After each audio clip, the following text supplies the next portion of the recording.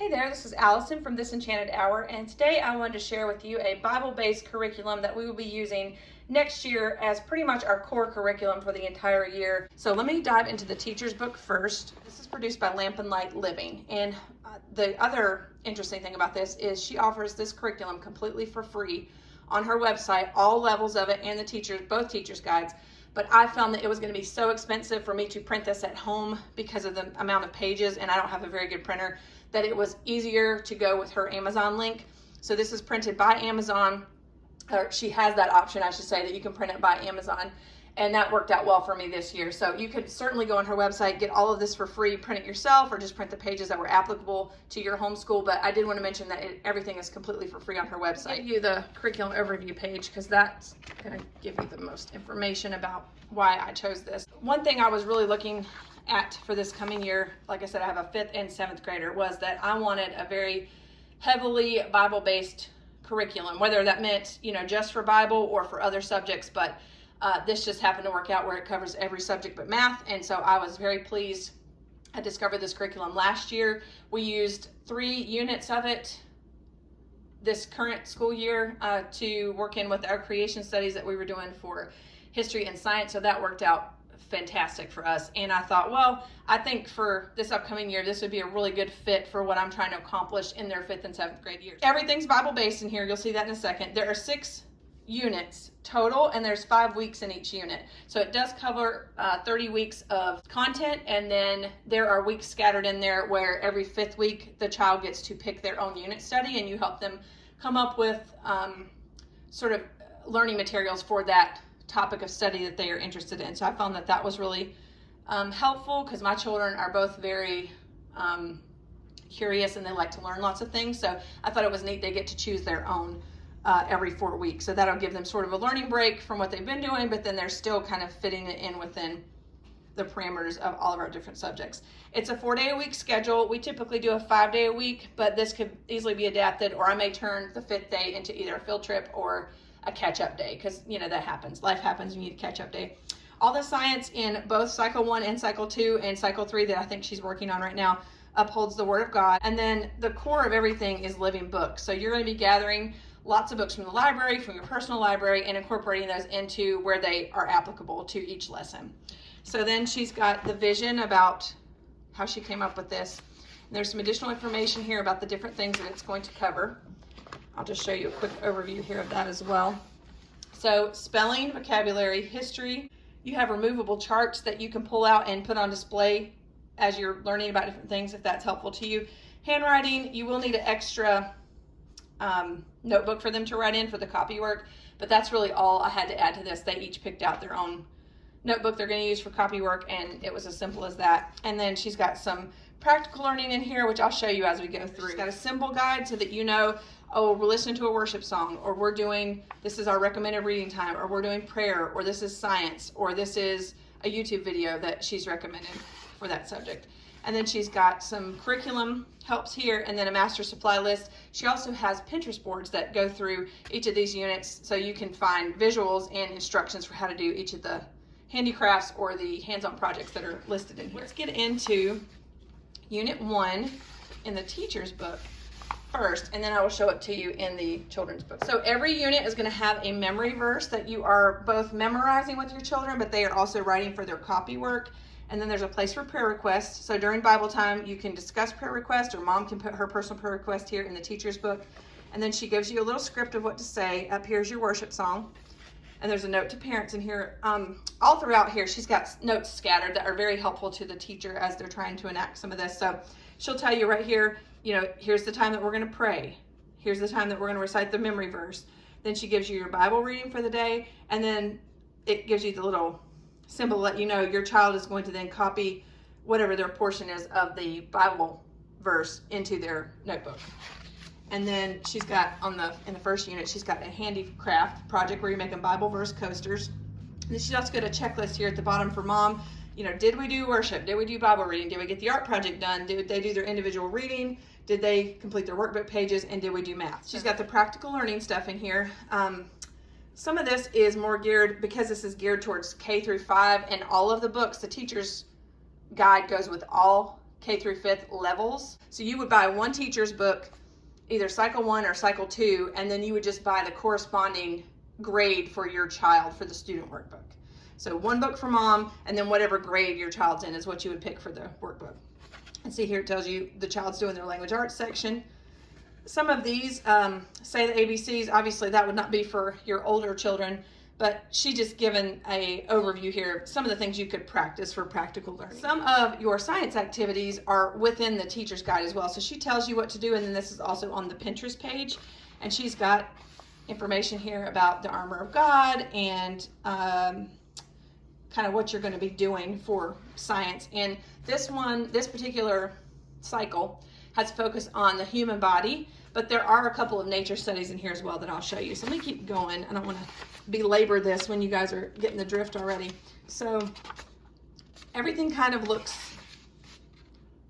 similar, so that you're kind of doing some structured things, but then you have that freedom on that 5th week for them to study whatever they like, and there's different practical learnings, different every time. So let me go ahead, and here's an example of the week 5. So it tells you some of the things you could do. If they can't figure out a topic that they would like, if they can't choose a topic, she tells you a couple of ideas that you could do.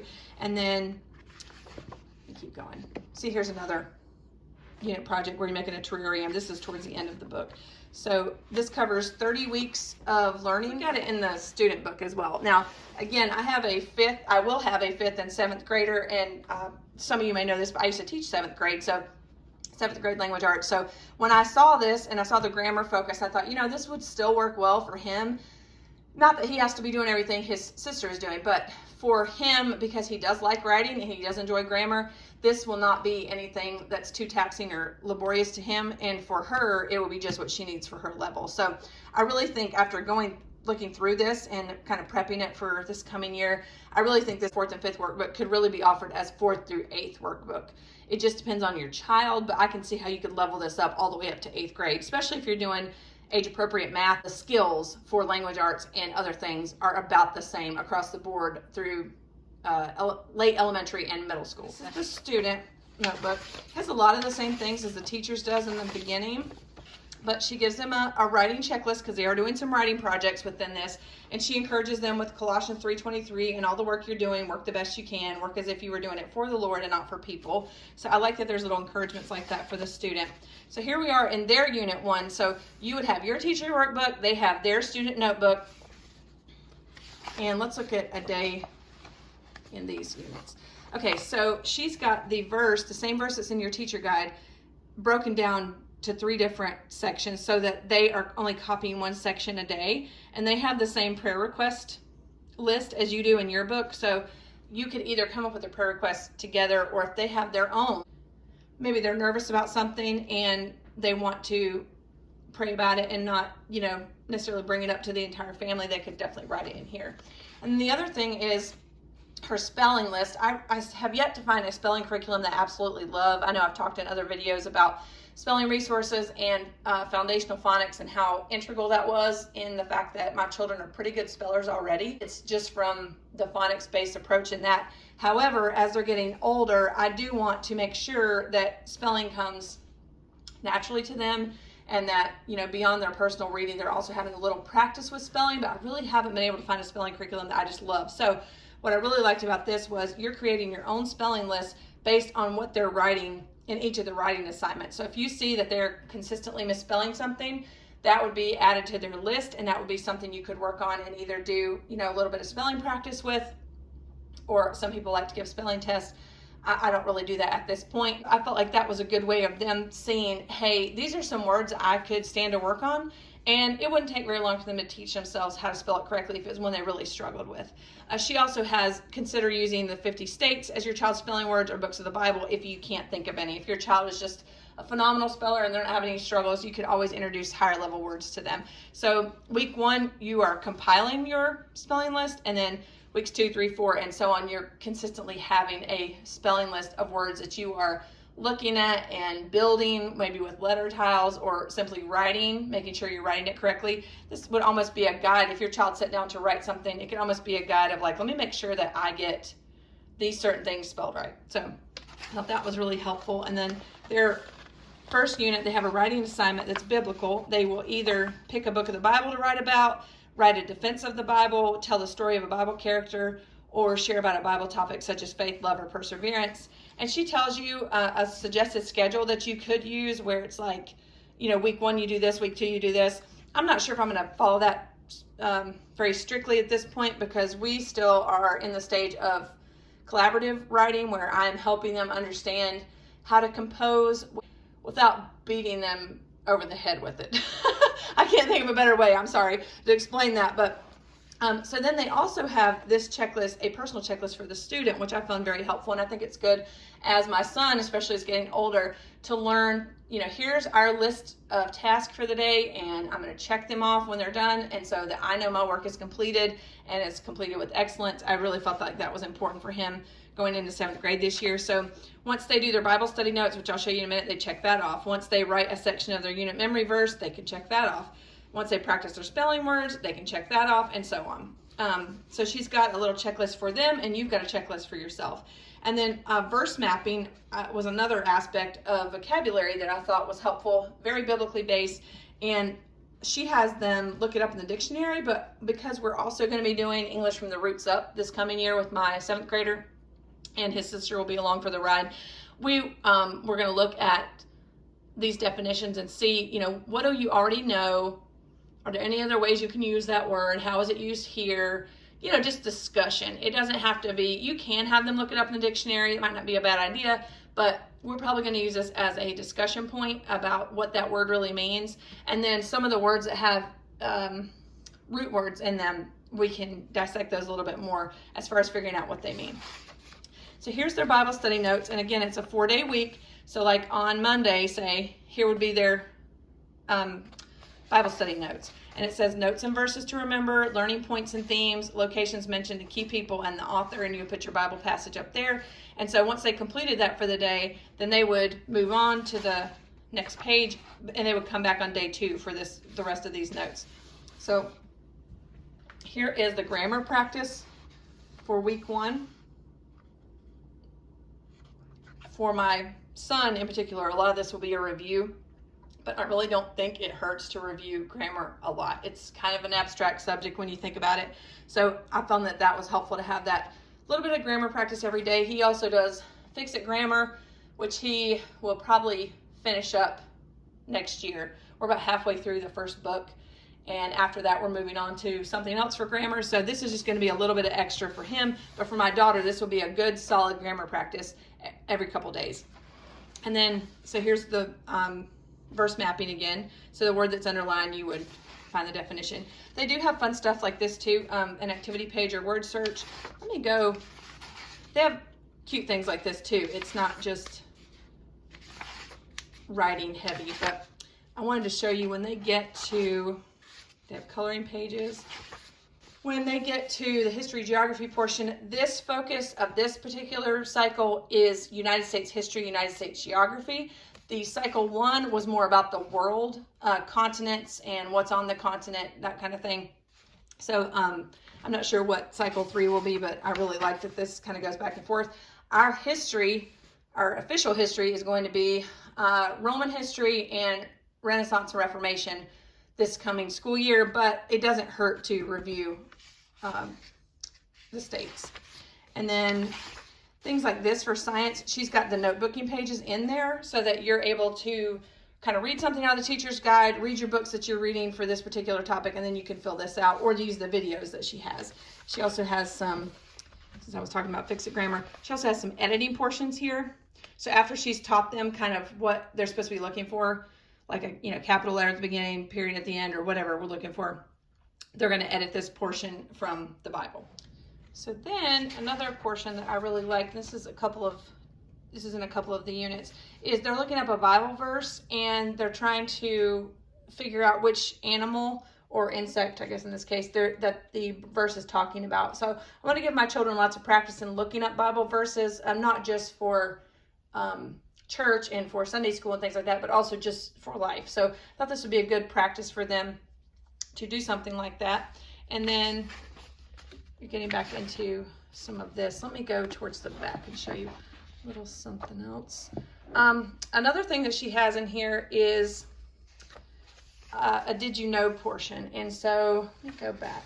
Yeah, here we go. Okay, so on the did you know portions that she has scattered throughout here, she mentions that you can use these as your 5th week's mini unit study if you want to, or you can do them as their own thing.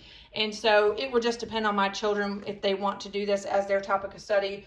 And if they don't, they'll probably just do it anyway. But if they want to, then, you know, it's going to get accomplished either way. That's what I'm trying to say here. So then she gives you a little mini unit study on honey, and you do honeybee anatomy. And then they've got this page over here that they can fill in the honeybee anatomy. And then, like, here's a unit review on writing and grammar.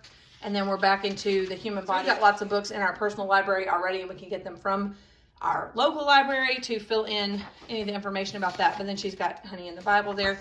Let me go to another unit study that she has. Lots of fun things in here. Here's another aspect.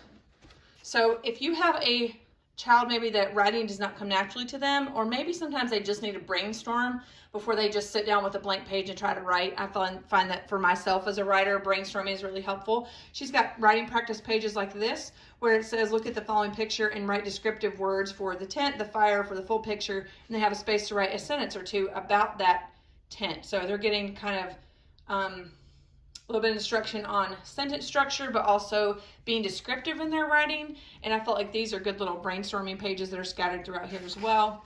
Wanted to find just cute things like this too, where it's a seek and find based on the 10 plagues of Egypt. So lots of different activities, especially if you have children like mine that like to do a lot of different things when they're learning something. This would come in handy for that.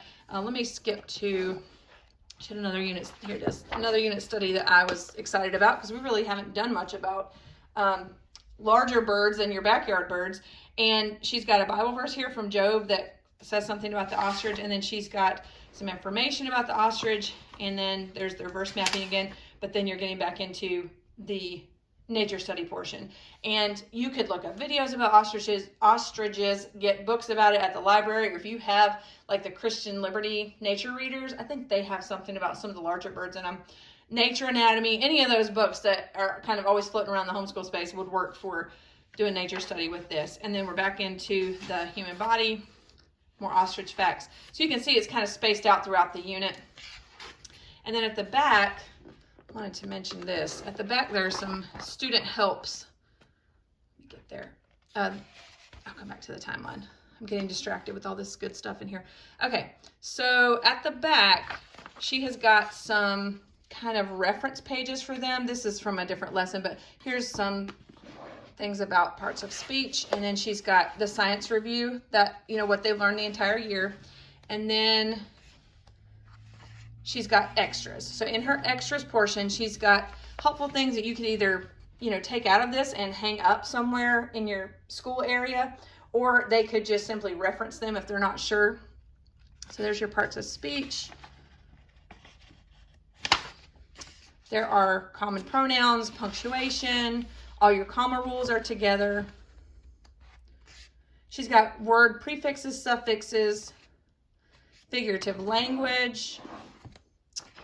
Oh, I like things like this too. So she has, at one point, one of the writing assignments is a state report, where you do a report on the state that you live in. So that's a good way to incorporate a little bit of state history, whether it falls in your history curriculum or not. It never hurts to learn more about your state or learn more about your country. Okay.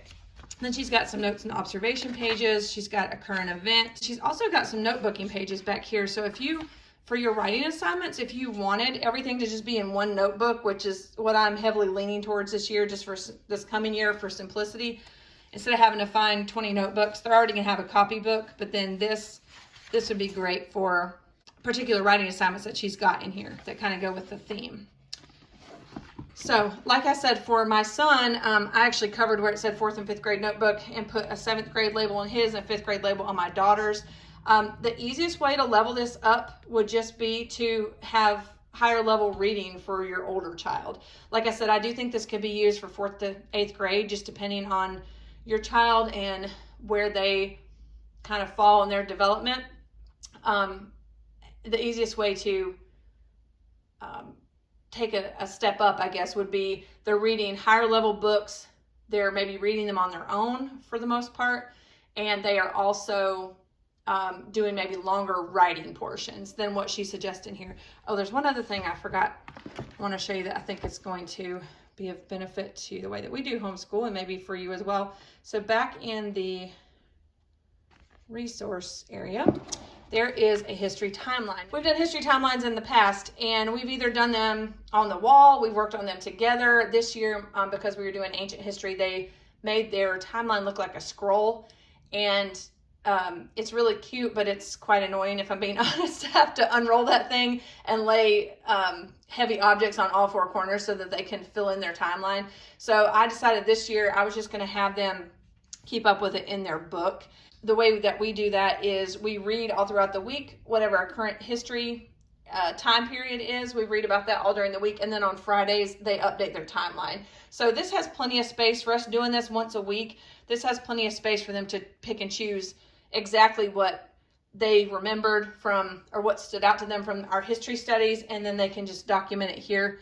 And I just felt like that would save me from having to go locate those scrolls again. While it was a really cute idea, it just practically speaking, it didn't work well for us. So I'm really excited about having almost everything except for math in one book this year, and then just adding in all the different books that we want to read, either that they're reading on their own or I'm reading to them.